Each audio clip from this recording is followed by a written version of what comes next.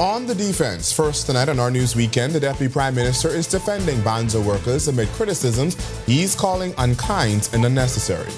Plus, one cruise line is committing to bringing more passengers to our shores, but what does this mean for the economy? And later, experience the taste of the islands in a can. Pink Sand Spirit shares its luxury beverage with the Our News team. Our News, the weekend edition, starts right now.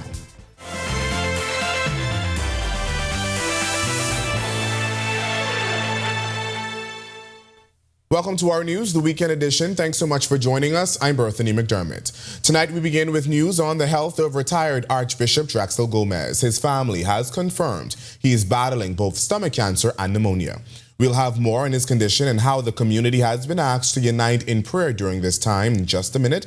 But first, Deputy Prime Minister and Aviation Minister Chester Cooper is condemning what he calls an attack on Bahamas Air Navigation Services Authority workers by former Minister Dionisio de Aguilar.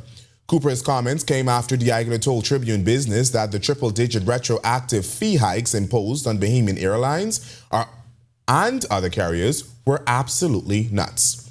The fee structure was first introduced under the former Minister administration where de Aguilar served. Cooper is calling de Aguilar's comments very unkind and unnecessary. These are in fact the same professionals who advised him when he had the pleasure of serving as minister responsible for aviation. So I find it most offensive, first of all. Western Air President Rexy Rule told the Tribune Business that Banza is now demanding they pay an additional $2.4 million on top of what it had already paid in air navigation services fees. Cooper explained Banza is seeking to correct issues from the former administration that led to outstanding payments. There has been a long negotiation with the Department of Transportation, with the Airlines of America. That process of consultation is continuing. Local airlines must comply and abide with the same regime as international airlines, and therefore we anticipate that there will be some adjustments. Works and Family Island Affairs Minister Clay Sweeting is revisiting whether local government will be introduced to New Providence. There are currently 33 local government districts on the Family Islands. On the sidelines of the launch of Local Government Month, Minister Sweeting reiterated that the government's focus is on ensuring the proper structure is in place first. There were some challenges, and there will continue to be some. This new act that was passed in December, enacted in December, would help to alleviate a lot of that. So we'll see how all that plays out. But local government plays an instrumental role in Family Islands and how it's constructed. The role of administrators, the role of local councils. The Central and South Eleuthera Member of Parliament also giving an update on the ongoing work at the Glass Window Bridge in Eleuthera.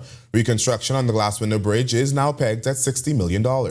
Sweeting says significant progress has been made. A few weeks ago, we gave out our interest for proposals in the paper. We got a few persons or a few companies that has put in their proposal for that. We are hoping, if all moves within the timeline, we are hoping that you'll see some preliminary works June at the Glass Window Bridge, and construction probably third quarter of this year. So we've made a lot of progress. We're almost there. With a general election nearing, the Free National Movement has begun its candidate selection process. Party leader Michael Pintard says the FNM has begun its candidate selection process, which he says features several female hopefuls vying for constituencies. While he remains tight-lipped on the details, Pintard told reporters outside Parliament this week that he strongly supports fair representation and expects several women to secure candidacies. Additionally, he anticipates a significant female presence in his cabinet if victorious at the polls. It's going well. I haven't seen the video, but I understand the event was well attended. And so we're very proud of the work that the outstanding women of the Free National Movement are carrying out. We expect any number of them to be selected as candidates. Clearly, from what I've heard from the candidates committee, the executive of the party, from in council, they are impressed with the cadre of women that are offering. And so we're optimistic. It's looking good. We're excited. And with the Davis administration facing some challenges, Pintard says now is the time for change.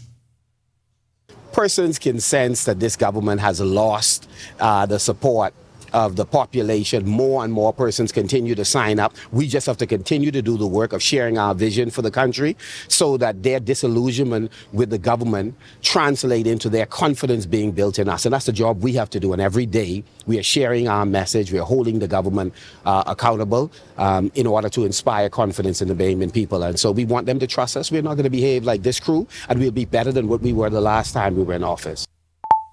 And now to another story we've been following. The Royal Caribbean Group says it's looking to double the number of cruise passengers it brings to the Bahamas, promising direct benefits for both the company and Bahamians. Earlier this week, RCI took members of the media on a tour of the Royal Beach Club property, their latest construction project. During the visit, RCI's Chief Product Innovation Officer revealed the company anticipates nearly 4 million visitors arriving in the Bahamas on its ships in the coming years. Joshua Williams tells us more. Royal Caribbean Group Chief Product Innovation Officer Jace Schneider says the company is aiming to increase passenger arrivals by 2027. His comments came during this week's media tour of the cruise line's Beach Club construction site on Paradise Island. The project is expected to be completed by December, and Schneider says the demand is increasing. We brought about 1 million people a year. We committed to doubling the size of that population by the time we opened to roughly 2.5 million guests. We're on track right now for about 3.5 million people coming into Nassau. And so we far exceeded the passenger commitment. Royal Caribbean has been a long-standing partner in the Bahamas' cruise industry. And with this new development, Schneider says he believes it will have a positive impact on the orange economy. See it here today. You've got, I think, 4 of our ships in port today. And so if you go back and look at, we committed that 40% of our guests would have access to the Royal Beach Club. The other 60% would get to go visit the amenities in and around Nassau and New Providence. That number is probably much lower given the growth at 3.5 million guests and still only a maximum capacity of 1 million guests a year here. We remain committed to growing the number of tourists coming into Nassau. In 2024, the company debuted the Utopia of the Seas, the second largest cruise ship in the world. Utopia has been a smashing success. Guest satisfaction is through the roof. The itinerary is beloved by everybody. It's sailing at full occupancy. Revenue's been amazing. And so it's really been a smashing success.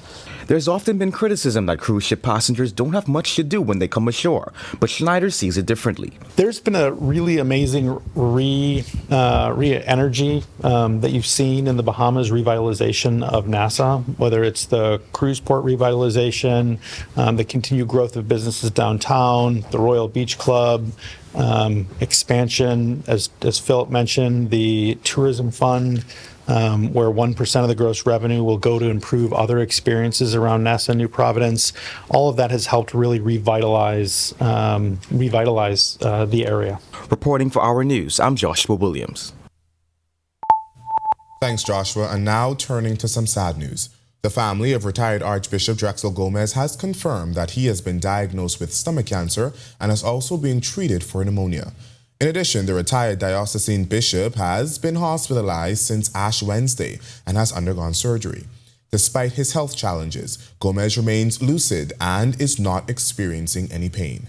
His family is asking people of goodwill everywhere to join them this Lenten season in giving thanks for his life and in offering prayers for his recovery. Prime Minister Philip Davis issued a statement this afternoon expressing that he and his wife, Anne-Marie Davis, were heartbroken to learn of the retired Archbishop's current health conditions. He added that Archbishop Gomez has been a guiding light in their lives and they are standing with him during this difficult time. From all of us here at RTV, we wish the retired bishop a speedy recovery.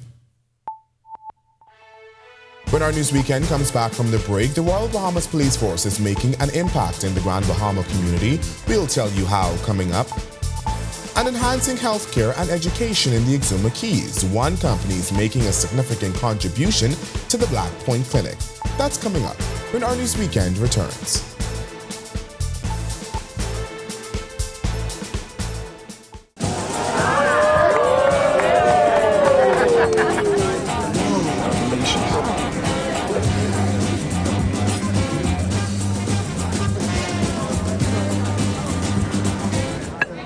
diet-friendly special?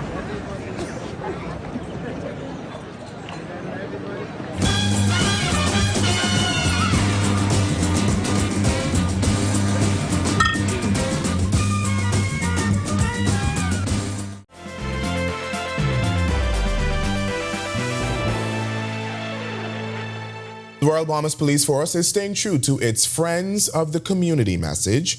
In honor of its 185th anniversary, officers took time this week to conduct a walkabout across the entire island. Natalia Hall has the details. It all started Wednesday morning when Assistant Commissioner of Police Eduardo Dames, now responsible for the island of Grand Bahama, along with senior officers, urban renewal, and pastors, gathered on Call Road for a community walkabout in the Hudson Estates area. The patrol then moved to the Pioneers Loop community and wrapped up in Sea Grape, the western side of Grand Bahama.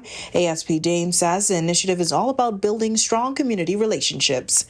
We are here to conduct meaningful conversations with them, to find out if there are any crime concerns or any other issues that may be addressed by the team assembled here to walk in their community. We'd like to continue to express to members of the public that the police is your friend and that we are here to hear from you, and we value your contributions in the fight against crime.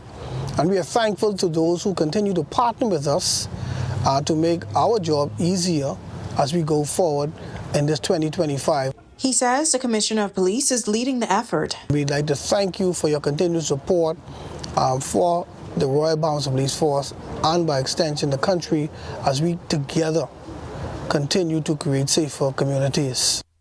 And the effort did not stop in Grand Bahama. Also, I have officers moving about in the Abaco chain as well as the Bimini chain, doing the same thing, greeting members of the public and walking their communities. Reporting for Our News, I'm Natalia Hall. Thanks, Natalia. Integra Group is strengthening healthcare services in the Exuma Keys with significant contributions to the Black Point Clinic, underscoring its commitment to community well-being. The company, known for its strong presence in the region, is also investing in education through donations to the Black Point All-Age School. A longtime supporter of the Exuma Keys, Integra Group has sponsored major events like the Black Point Regatta and the Farmers Key Regatta, while also providing Christmas toy drives and household necessities. The donations to the Black Point Clinic include essential medical and office equipment such as hospital beds, stretchers, air conditioning units, and blood pressure machines. And it's important for us that the community has the basic infrastructure and the basic needs. So we're gonna, as we did over the last 4 years, and we're gonna continue doing it. We're gonna keep working with the community. We're seeing a lot of growth in this community over the past 4 years, and I see major growth in the next decades. So it's important for them to have a clinic that is functioning and happy nurses to take care of the beautiful community of Black Point. Island Administrator Christopher Adderley expressing his appreciation, saying the donation couldn't have come at a better time. Integra has certainly shown that they're a good private partnership with the locals, and it's definitely been a plus.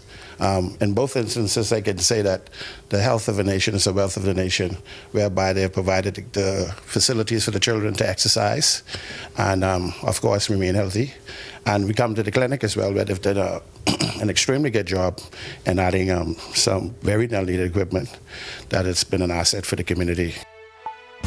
Still to come on Our News Weekend, it's the Battle of the Producers, where Daniel Miller speaks with the winner of the Beats on Bay competition and reveals the grand prize. But first, the Bahamas falls to Guatemala and the Grifter swim team is officially named. Our Sports Weekend is next. Family, how you look so down? Set up all cold and flu, could flip that frown. All the coughing and that running nose cannot last. You must come back to work and class. Set up all can deal with that fast, yeah. Try set up all cold and flu, daytime and nighttime too. Try Setamol, cold and flu, and get back to the better you. Available at pharmacies nationwide. Distributed by Lowe's Wholesale Drug Agencies Limited.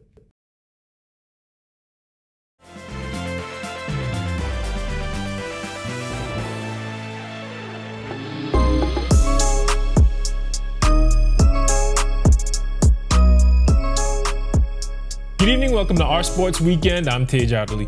The Jonkanu boys played Guatemala in front of a rowdy home crowd to punch their ticket to the Beach Soccer World Cup last night. Unfortunately for them, their bid came up just inches short. Team captain Wood Julimus put the Jonkanu boys on the board, scoring on a penalty 1 minute into the second, and Brandon Adderley, no relation, tied the game up on a spectacular kick flip in the final minute of the second period. Pablo Crocker scored the go-ahead goal for Guatemala 5 minutes on a goal where the ball hit the post and barely got in. This was enough to seal the heartbreaking loss for Team 242. Head coach Francis Faberoff lamented the team's missed opportunities. I think the team was ready, but we had a slow start. And I think that cost us because we were chasing the game the whole time. And once we got it, we had a lot of chances. We had at least 3 clear chances, hit the post, and could have taken the lead, but you know, that's sports, man. If you want to be a champion, sometimes you get knocked down and you gotta get right back up and start working, start preparing for the next challenge and the next opportunity. That's how it is, man. Despite the loss, team captain Leslie St. Fleur lauded his team's heart. It was a good fight to the end, but we gave us some early chances and then we had to fight back to get back in the game, and then when we got in the game, we had our own chances, but we didn't put them away. So when you don't put away your chances, that's what happened. So end of the day, we fought out. We left it all on the field today, and we just fought short. Now, that was a tough loss, but the Jonkanu boys will have another shot at it in 2 years. They played for third place earlier today. Those results should be on our social media pages. Moving over to the pool, the last chance meet wrapped up last evening. Our Sasha Lightburn was there. The final session of the Last Chance meet came to a close Saturday evening at the Betty Kelly Kenning Aquatic Center, with a number of our swimmers making Carifta qualifying cuts. We spoke to 2 swimmers who hope to make the 2025 Carifta team. That'd be amazing, like dream come true, but only time will tell how things play out. But only thing I could do really is just trust in God and see how things go. If I make the team, I feel like it'll be exciting. It'll be, I think, my 3rd or 4th year making the Carifta team, and it's just like the jitters you get, the excitement, and the family you feel with the team during those like 3 or 4 days you're there. We also spoke to several coaches about how their swimmers were performing. We had a lot of swimmers who qualified for Carifta, and those who already qualified surpassed their best times. So very pleased with their swims. Chasing time, so we got some qualifying times in Jamaica. Got some qualifying time here as well in this meet. Those who are on their campaign, we have some who are on the Carifta campaign, some who are on national campaign. You know, so we're making cuts, and I'm happy overall. And a team performance-wise, I'm pretty happy. So what happens next? How does the actual selection process work? It's a swimmer to be in the conversation has to have a minimum of 2 times in the top 2 in their events. So, for example, if a swimmer is first or second in the 100-meter freestyle and first and second in the 50-meter freestyle, then that swimmer is eligible for consideration for the national team. There are lots of limitations we have. We're limited to 36 swimmers overall, and also 8 per age group per sex. The full listing of the 2025 Carifta Aquatics team can be found on our social media pages. The games are expected to be held in Trinidad and Tobago over the Easter weekend. Reporting for Our Sports, I'm Sasha Lightborn. Back to you, Tej. Before we go, the NCAA Selection Sunday show is about to start. A number of our hoopers will find out if they're in the big dance. Check our social media pages for the latest info. That's a wrap for sports this evening. For Our Sports Weekend, I'm Tej Adderley. Have a great week. Thanks, Tej. Still to come on Our News Weekend, taste the Bahamas in every sip. Pink Sands and Spirits visits the RTV studios this week to showcase their premium drinks. The details when Our News Weekend returns.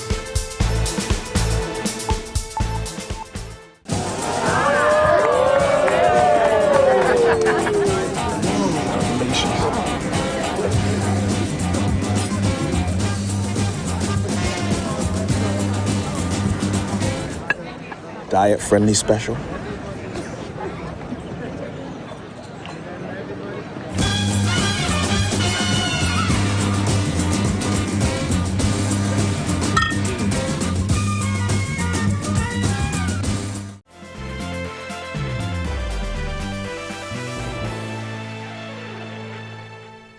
Welcome back to Our News Weekend. Clear skies outside the Our News studios, but what will the week look like weather-wise? Meteorologist Ian McKenzie is back with the answer. Ian. Thanks, Berthany, and good evening, Bahamas. Welcome to your Sunday evening forecast. Beautiful day across the country.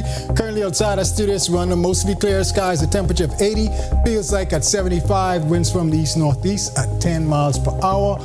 Across the country at this time in Freeport, we have 80. Also in Great Harbor Key, the capital, Nicholstown, and in Governor's Harbor, Eleuthera, 79 in Marsh Harbor, and also Allenstown, Bimini. Central Bahamas continue with those 79s in Arthurstown, Georgetown, and in Deadman's Key, Long Island. 77 in Coburn Towns in Salvador, 81 in Kemps Bay, Andros. Southeast Bahamas, we have 78s in Duncantown, Delectable Bay, and in Providenciales, Turks and Caicos. 79 in Colonel Hill, 77 in Abrahams Bay, 80, the hotspot again in Matthewtown in Agua. Satellite and radar imagery. At this time, we have an active cold front that pushed through much of the Gulf Panhandle. Did a lot of damage across places like Missouri, where they recorded a number of deaths. It's racing through the central Florida area, should push through southeast Florida late tonight into the northwest Bahamas early morning, and we would continue to monitor the progress of the system as it may pose a threat for one or two severe weather warnings. It should push through the capital by about midday. Some showers ahead of it, some behind it as well, so it has a prefrontal trough, should push through around late night, early morning, and then around about, say, 8 a.m., the heavier shower activity should push through the capital.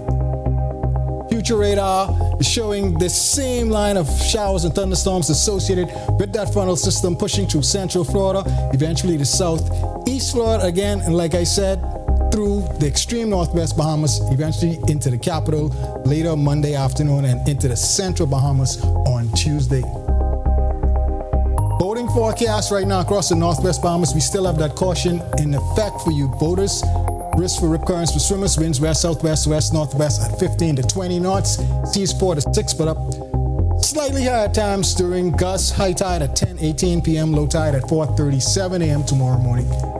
Central and southeast Bahamas, winds will be southeast to southeast at 10 to 15, gusting high at times. Seas 2 to 4, slightly higher up to 5 feet in those gusts. In your extended forecast, as I mentioned earlier, that front has some prefrontal activity ahead and right along its boundary, so we expect some shower activity associated with it tomorrow. Gradually clearing. We expect beautiful conditions through most of the week. The next front should just skirt our area on Friday, keeping temperatures rather cool across the area, so we only will see those temperatures in the highs in the mid to low 80s, with your low temperatures around the mid to low 60s. That's a wrap of the evening forecast. Make it a great, safe, fun week, everyone. Thanks, Ian. A new Bahamian-inspired beverage brand is making waves in the local spirits market. Pink Sand Spirit is bringing a taste of the islands to bottles and cans with flavors designed to capture the essence of paradise. The brand was founded by Pablo Condo, who fell in love with the Bahamas after visiting Eleuthera. He says his goal was to create a premium luxury beverage that truly reflects the Bahamian lifestyle. The first time I came to the Bahamas was to Eleuthera back in the 80s. And, every year we'd come back and we would explore more and meet more people and, try new flavors and see more of the islands. And that became the inspiration for me.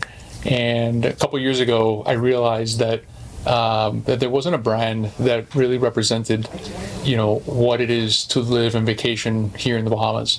And so I wanted to create a premium luxury beverage brand that was able to capture that. The brand's slogan, "Crack Open the Good Life," ties into island traditions, from opening a coconut to popping the top on an ice-cold drink. Pink Sands offers a variety of spirits, including hibiscus gin, pineapple rum, grapefruit tequila, and citrus vodka, each crafted to match the Bahamian vibe. So we really wanted to focus on white spirits. And white spirits, why? Because, when it's hot, during the day, you tend to drink white spirits, right? They're cleaner, they're smoother, and more refreshing. And that's really what we wanted, those three things. And so, but at the same time, we have people that drink vodka, people that drink gin, people that drink tequila. They have their preferences. And so we said, let's find the best vodka, the best gin, the best rum, the best tequila, and use that as the foundation of each sub-brand. And then let's introduce a flavor that really is the most popular flavor of each category. A young entrepreneur is doing his part to put a spotlight on local music producers by giving them a platform to showcase their talents but build a network. Our Danielle Miller tells us how in this report. How did you hear about Beats on Bay? I actually heard about it through Sai, who is going to be one of the judges. I've been working with him and Judah quite a bit. That is Jace, a producer, songwriter, and the winner of the competition titled Beats on Bay, hosted by entrepreneur Clay Wizzo at his multi-purpose creative studio, Trey House. Clay says Beats on Bay was created to build a community with local creatives in all facets of the entertainment industry, providing a platform to showcase their talents while encouraging healthy competition. We only had one so far, and for the first one it was considered a success in regards to we had 7 Bahamian producers that actually came and showcased their skills. It was 4 rounds and only one person left away with the championship belt plus a cash prize. A down-home element was also added, challenging participants to put their creative edge on the classic rake and scrape genre. This element was the spark that fueled the idea of Beats on Bay. I noticed there's a niche, so there have been song competitions, there have been DJ competitions, but there's never really been a platform for Bahamian producers to really go out and showcase what we can actually do here in the country. And the twist that we actually did to keep it Bahamian is for the 3rd round, if the producers made it to that round, we gave them a particular song that was Bahamian that they had to actually go and sample. Sampling Sugar Apple Ganep, which is a crazy sample to flip. Like the song is already a big tune, so you know, you don't want to disrespect the song that it is already. For information on the next event, follow Trey House on social media. Reporting for Our News, I'm Danielle Miller.